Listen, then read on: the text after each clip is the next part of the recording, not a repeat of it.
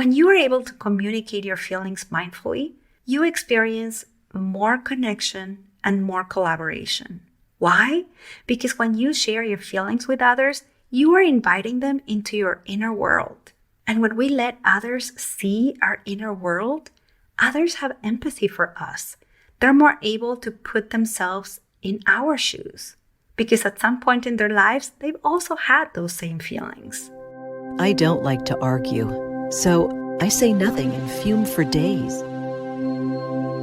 How do I set boundaries without sounding like a jerk? I hate the idea that I might accidentally offend somebody, so sometimes I'd just rather say nothing at all. Welcome to the Language Alchemy Podcast, and thank you for joining me today. This is your host, Alejandra, a transformative communication teacher and coach devoted to helping you have more peace and more harmony in all your relationships. Welcome to part 5 of Communicating Feelings series. As I shared before, this is the longest podcast series I've ever done because most of us don't know how to communicate our feelings or how to communicate them mindfully. Since this is part 5 of the series, let me share briefly what I've covered before so that you know how we got here. In part 1, episode 51, I shared with you about what our feelings are and how they have important messages we need to pay attention to. In part 2, episode 56, I explained why most of us find it hard to communicate our feelings. In part 3, episode 57, I talked about uncomfortable feelings and the most common reactions we communicate when we have them. In part 4, episode 54, I explained what happens in our relationships when we don't communicate our feelings. My hope was that you felt equipped with knowledge about feelings so that you could feel inspired to learn to communicate them mindfully, which is what I'm going to teach you in this episode.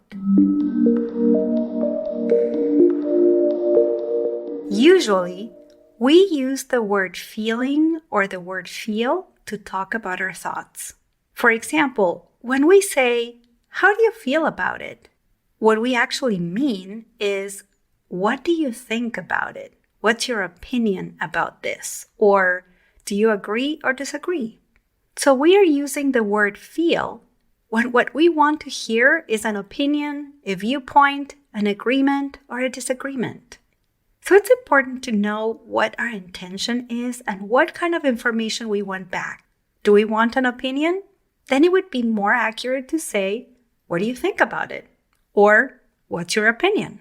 When we use the word feel to ask about a thought, we are not only using the word feel inaccurately, but we are also perpetuating what I talked about in previous episodes of this series, which is that we keep our connection and interactions at the level of thought. Thought, of course, is not the level of emotion, and thoughts are more superficial than emotions.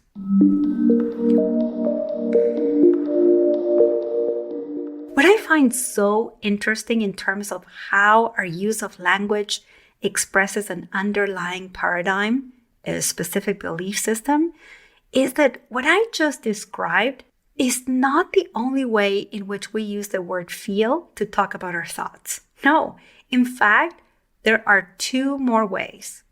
For example, when we say something like, "I feel like I don't matter to my partner," a sentence I hear frequently from my communication coaching students and clients. If you consider this expression, you understand that what follows the word feel, in this case, "I don't matter to my partner," is not a feeling. What we're really saying is something more like, "From my perspective, I don't think my partner sees me as important." Well, if we were to say that, then it would be very clear that what we're doing is making an assumption. An assumption is a thought. So perhaps by saying, "I feel like," we are masking our assumptions, or maybe we're trying not to show vulnerability.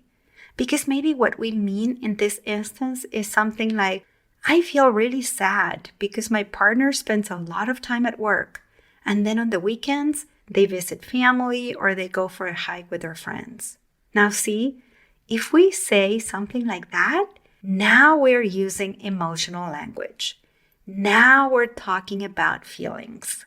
Now we're being more accurate with our use of language because it more faithfully represents our experience. We also use the expression I feel followed by the conjunction that, as in, I feel that you are not listening. Once again, when we reflect on this sentence, you are not listening is not a feeling. It is an evaluation, a judgment. So, a thought, not a feeling. I had a communication coaching session with a couple, and one of the partners said exactly that to the other. I feel that you're not listening. What they learned was that this expression, or expressions like these, led them to arguments. Because since these expressions are judgments or evaluations, then the other person is likely to get defensive or to go on an offensive. And this was so until my clients learned to express their feelings mindfully and say something like, I'm noticing I'm getting frustrated. I just talked about my fear of losing my job, and I heard you say in response, I didn't do any exercise today, so I'm going to go for a run. When my client said that to her partner, she was using emotional language more accurately, and that allowed them to have a conversation about her fears of losing her job.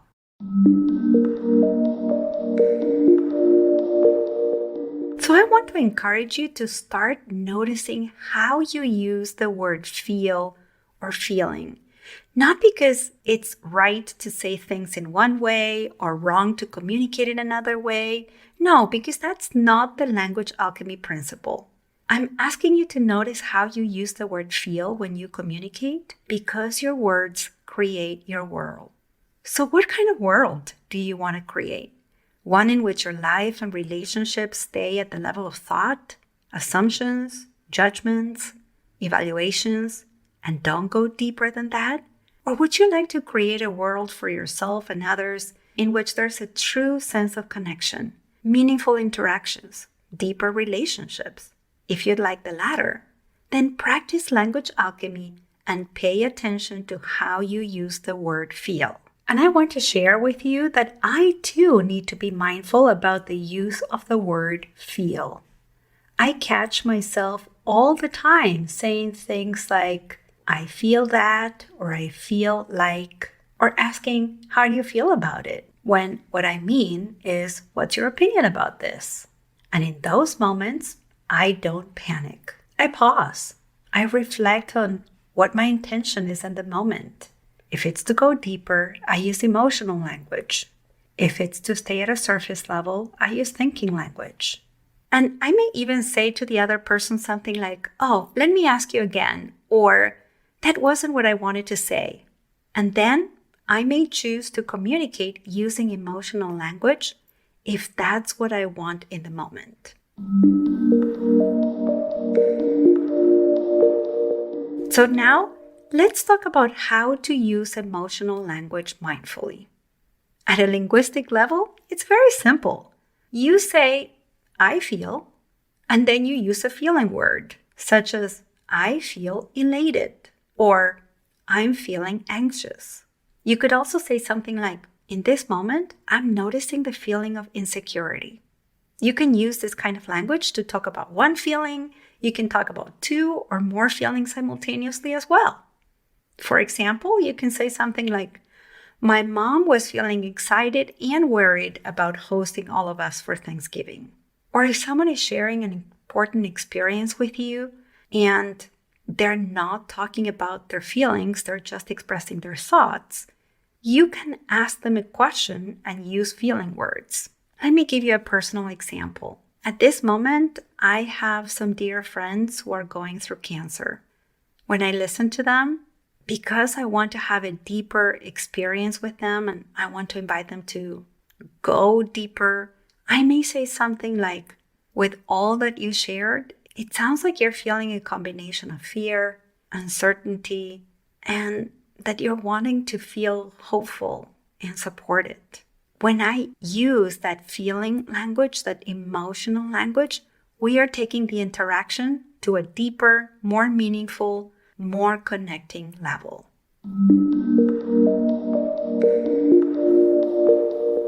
When you are able to communicate your feelings mindfully, you experience more connection and more collaboration.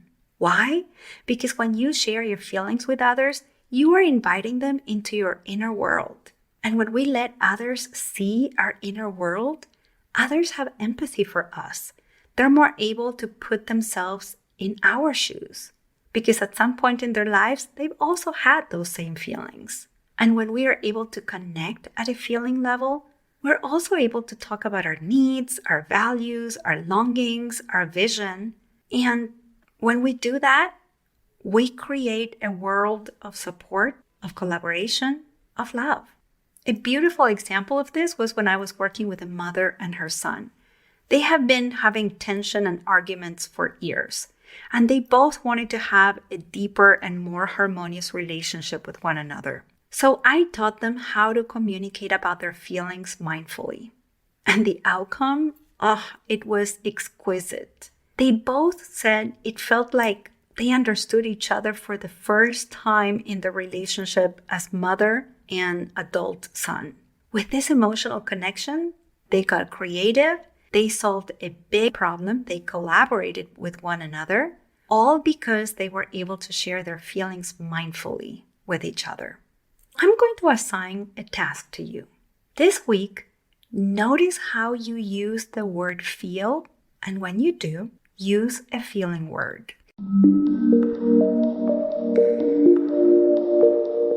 Now let's recap what you've heard in this episode. I shared that we tend to use the word feel inaccurately to talk about thinking and not feeling. Like when we say, I feel that, or I feel like. I also taught you how to use emotional language using the word feel followed by a feeling word. And I gave you some examples. I also shared the benefits of using emotional language mindfully. And in the end, I gave you a communication assignment. Thank you so much for listening. And thank you to all my clients who are parents and are teaching their kids to connect to their own feelings and communicate them freely. Until next week, and as we say in Argentina, ciao ciao. Original music by Gary LaPoe. You can find all links in the show notes at languagealchemy.com.